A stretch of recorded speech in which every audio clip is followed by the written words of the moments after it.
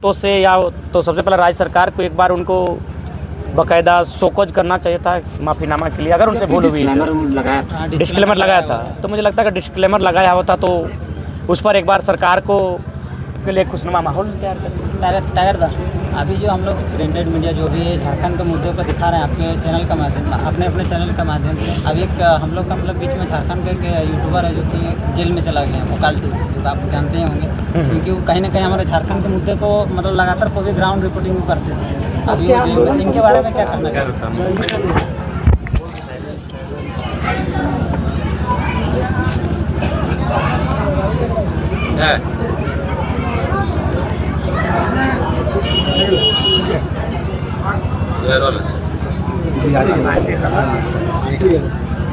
आज का जो कार्यक्रम था शहीद शक्तिनाथ महतो की जयंती, और शहीद शक्तिनाथ महतो की जयंती के बारे में तो सभी जानते हैं कि 2 अगस्त 1948 को उनका जन्म हुआ था।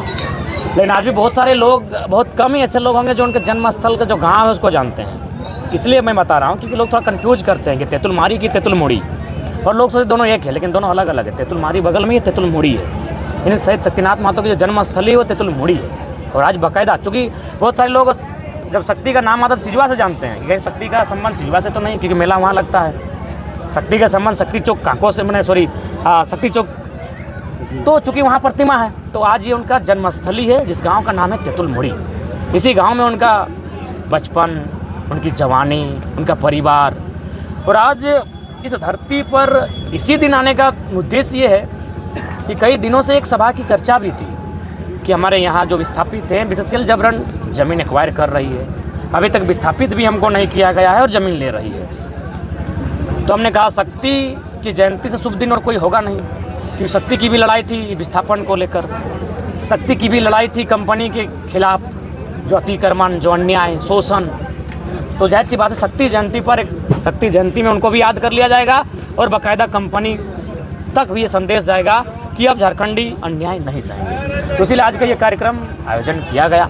आज के कार्यक्रम के माध्यम से तमाम जो रैयत हैं, विस्थापित लोग हैं, उन तक एक संदेश भी संप्रेषित किया गया कि अब लड़ाई हमारे हिम्मत की है, हौसले की है।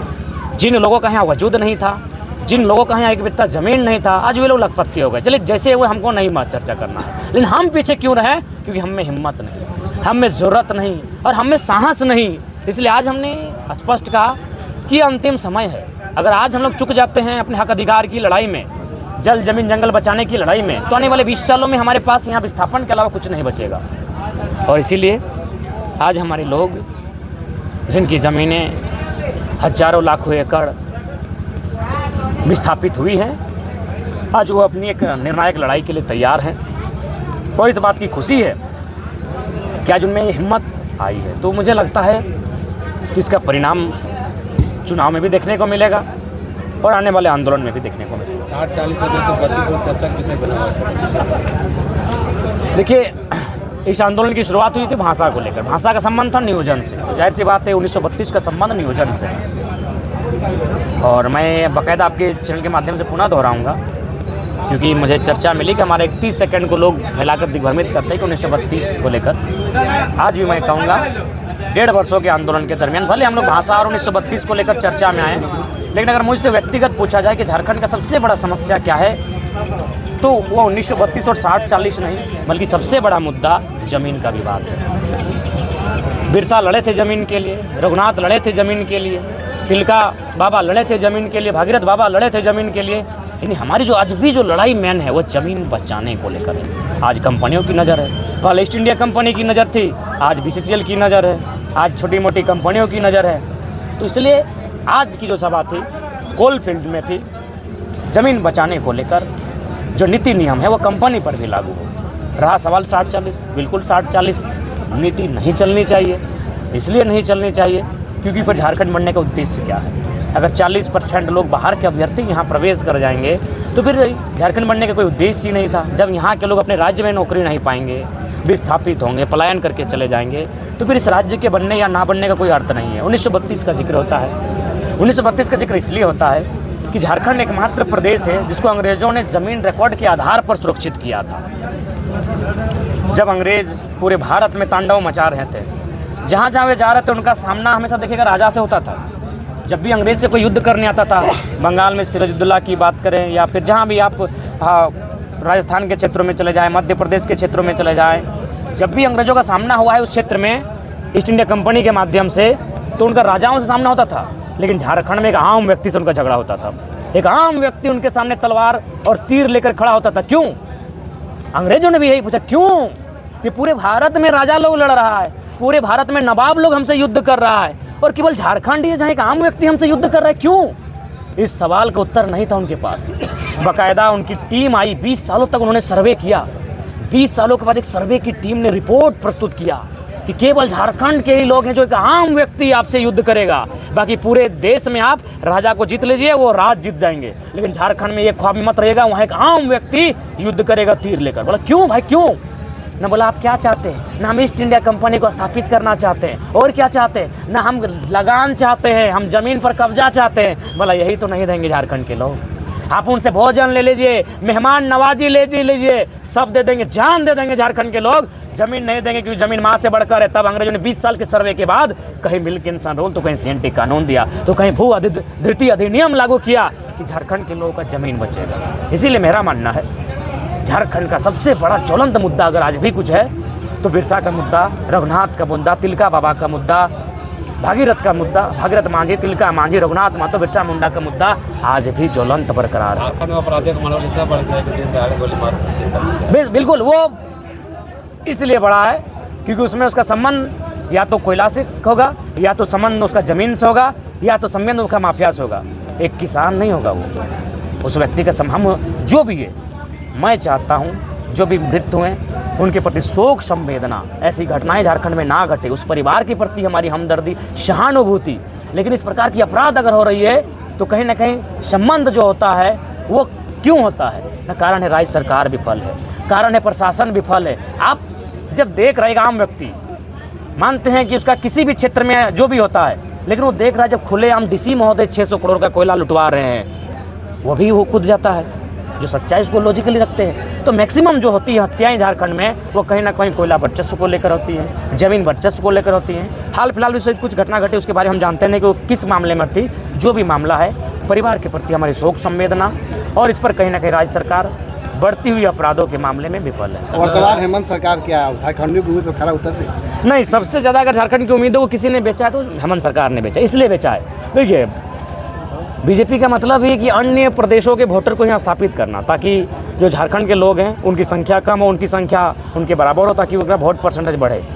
वो तो बाहर की है ही, बीजेपी तो सेंट्रल है, सेंट्रल बात करेगी, उसको क्षेत्रीयता से मतलब भी नहीं है। लेकिन चूंकि आप झारखंड टेग की पार्टी है, जल जमीन जंगल गुरुजी की पार्टी है, विनोद बिहारी महतो की पार्टी है, निर्मल दादा की पार्टी है, कॉमरेड एके राय की विचारधारा की पार्टी है, और उस पार्टी में इतनी असमानता कि कॉर्पोरेट्स के हाथों आप बिक चुके हैं, तो जाहिर सी बात है अगर माननीय मुख्यमंत्री, सबसे पहले 2-3 काम उनको करना चाहिए। एक स्थानीयता का मामला गर्म है, उस पर आप अंतिम सर्वे सेटलमेंट हो। एक कॉलम में झारखंड की स्थानीयता परिभाषित नहीं हो सकती है, 3-4 कॉलम हो, स्थानीय भाषा संस्कृति हो, जहां अगर खतियान छूटता है तो हुक्मनामा, पट्टानामा, जो भी कुछ हो, और कुल मिलाकर एक स्थानीय नीति परिभाषित करे, तब जाकर नियोजन लेने में आपको सुविधा होगी। नहीं तो फिर आपको नियोजन में हमेशा असुविधा होगी। और ठग रही है सर नियोजन नीति को। हाँ, बिल्कुल ठग रही है। आप बताइए, अभी उनका और एक विधेयक आया है, पता नहीं पूरा विधेयक को पढ़े नहीं है तो चर्चा भी नहीं करेंगे, जब पढ़ लेंगे तो बाकायदा चर्चा भी करेंगे। झारखंड प्रतियोगिता परीक्षा, हाँ तो पढ़े नहीं है, जब तक पढ़ेंगे नहीं चर्चा। कुछ अगर बताइए नहीं, राम महतो पर इल्जाम लग रहा है कि सिर्फ महतो लोगों की पार्टी बन के रह जा रहा है, इस पर क्या कहना? देखिए दादा, एक बात स्पष्ट है, जब उन्होंने देखा हमें ऑफर किया बिक जाओ, हम बिके नहीं, हमें ऑफर किया झुक जाओ, हम झुके नहीं, हमें ऑफर किया भाई हट जाओ, हम हटे नहीं, उनको कोई ऑप्शन नहीं दिखा। और देखा ये लड़का बहुत जिद्दी है, जान का डर है नहीं, कुछ भी बोल देता है, लॉजिक के साथ बोल देता है। तब बोला क्या करें ना, टैग लगा दो जातिवाद का। उन्होंने प्रयास किया था, पहले दूसरा प्रयास किया हटाने का, झुकाने का, लेकिन वो जब सफल नहीं हुए तो बाकायदा उन्होंने ये प्रयास किया जाति सूचक की वजह। एक बात बताइए, क्या धनबाद में केवल महतो को दर्द है? हम मानते हैं सबसे ज़्यादा दर्द अगर किसी को है तो है हमारे समुदाय को, लेकिन क्या सिर्फ हमारे समुदाय को है? नहीं, हमारे साथ इसी क्षेत्र में अन्य SC वर्ग के लोग हैं, इसी बगल में रवानी वर्ग के कुछ लोग रहते हैं, उनके भी लोग हमारे पास समस्या को लेकर गए थे। थोड़ा पार करेंगे तो गोप, कोयरी, कुछ मैंने मंडल लोग हैं, और बहुत सारे फॉरवर्ड क्लास के भी लोग आते हैं। सभी वर्ग के लोग तकलीफ़ में हैं झारखंड में, लेकिन चूँकि ये मैंने मोनोपोली इनकी है कि दिग्भ्रमित किया जाए। अभी 60-40 की बात है, 1932 की बात है, क्या सिर्फ एक समुदाय को फ़ायदा मिलेगा? नहीं मिलेगा। दादा 26,000 बहाली को लेकर हाल ही में आपने चर्चा की। देखिए 26,000 की बहाली उसको लेकर हमारे जो शिक्षकों की टीम है, चाहे पारा की गैर पारा की, उनसे हमारी बैठक की बात हुई है। 2-3 दिन में उनसे बैठेंगे, फिर उस पर हम लोग अपनी प्रतिक्रिया देंगे। दादा सरकार बात दबाई जा रही है। जयराम महतो को खुलेआम चुनौती दे रही है कि जयराम महतो बोकारो जिला से चुनाव लड़े तो हम झारखंड छोड़ देंगे, इस पर आपका क्या कहना है? देखिए ये सबसे पहला बात तो हम आपके चैनल के माध्यम से अपने तमाम समर्थकों को कहेंगे कि ऐसे लोग फ्री फोकट में पॉपुलरिटी गेन करना चाहते हैं। आज के डेट में एक काम आते हैं, अगर आपका फेसबुक में फॉलोवर नहीं है, सुन लीजिए, अगर आपका फेसबुक में फॉलोवर नहीं है, इंस्टा में फॉलोवर नहीं है, यूट्यूब में फॉलोवर नहीं है, सुबह आइए लाइव जयराम महतो के घर आइए, आपका फॉलोवर व्यूअर सब बढ़ जाएगा। तो कहेंगे पहले इस बात को पूरा कर देते हैं। तो इसलिए मेरे जितने भी समर्थक हैं, ये अल बल बकने वालों को तुल ना दे, उनका ना वीडियो देखे, ना उन्होंने क्या कहा, अरे प्रतिक्रिया मत दीजिए। क्योंकि दुनिया ने, बुद्ध ने दुनिया को खुश नहीं कर पाए, नानक दुनिया को खुश नहीं कर पाए, सुकरात दुनिया को खुश नहीं कर पाए, पीर पैगंबर भगवान भी अवतरित हो जाएगा, दुनिया खुश नहीं कर पाएंगे। हम तो एक साधारण मनुष्य हैं। इसलिए मेरे जितने भी समर्थक हैं, हम स्पष्ट कहेंगे, चाहे फलना रहे, चाहे चिलना रहे, ढिमका रहे, जो लोग गाली बक के हीरो बन रहे हैं, मैं स्पष्ट कहूँगा वीडियो देखिए ही मत, चाहे कोई रहे। आपने तुल दिया, आपने उसको व्यू दिया, आपने वॉच किया, उसका है, बोलिए को मुखिया का चुनाव लड़े ना। दादा सरकार मीडिया के में अच्छा प्रिंस खान का क्या मामला था? देखिए हम जब बोलने बताइए तब तो।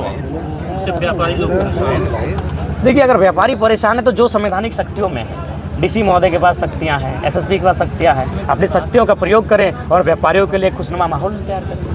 टाइगर दा, अभी जो हम लोग प्रिंटेड मीडिया जो भी है झारखंड के मुद्दों को दिखा रहे हैं आपके चैनल का माध्यम, अपने चैनल का माध्यम से। अभी एक हम लोग का मतलब बीच में झारखंड के एक यूट्यूबर है जो कि जेल में चला गया, वो काल्टी, जो आप जानते ही होंगे, क्योंकि वो कहीं ना कहीं हमारे झारखंड के मुद्दे को मतलब लगातार कोई भी ग्राउंड रिपोर्टिंग वो करते थे। अभी वो जेल में, इनके बारे में क्या करना चाहेंगे? देखिए सबसे पहला बात मैंने उनको वीडियो दिखाने की उतना समय हमारे पास रहता नहीं कि उन्होंने किस टॉपिक पे बनाया था, जिस कारण उनको ये था कि वीडियो से जहाँ तक मुझे रिसर्च से पता चला है कि वो मतलब हेमंत सरकार को कोई बाइट दिए हुए थे, जो खुल के बोले हुए थे। अच्छा मैंने हाँ, अच्छा, तो सबसे पहला बात मैं अगर उनकी बातों से या तो सबसे पहले राज्य सरकार को एक बार उनको बाकायदा शोकॉज करना चाहिए था माफ़ीनामा के लिए, अगर उनसे भूल हुई डिस्क्लेमर लगाया था। तो मुझे लगता है कि डिस्क्लेमर लगाया होता तो उस पर एक बार सरकार को माफ़ीनामा के लिए या फिर अगर भूल हुई तो उसके लिए सुधारने के लिए मौका देते। क्योंकि देखिए अपराध एक बार जब हम लोग बच्चा होते हैं स्कूल में तो जो बच्चा को समझाते हैं वो थोड़ा सा बेहतर होता है,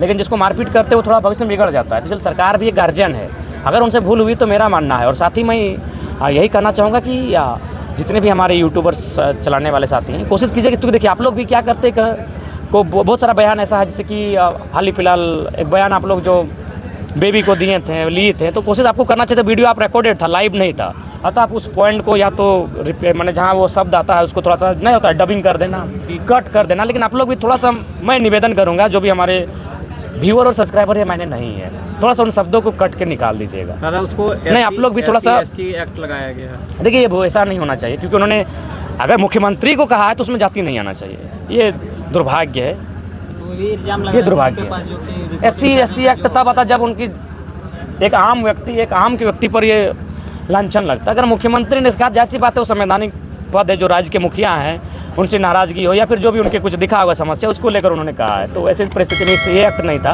हाँ अगर दूसरा कोई एक्ट है तो उसके सहारे उनको, लेकिन मेरा अभी भी मानना है कि अगर ऐसे दोष भी है तो गवर्नमेंट को गार्जियन का रोल वहाँ निभाना चाहिए।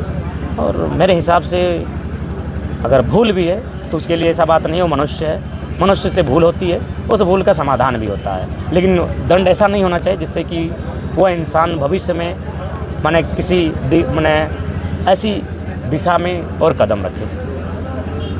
दादा कुर्मी समाज अभी आंदोलन कर रहे हैं ST की मांग को लेकर, तो जयराम महतो इस आंदोलन में आ क्यों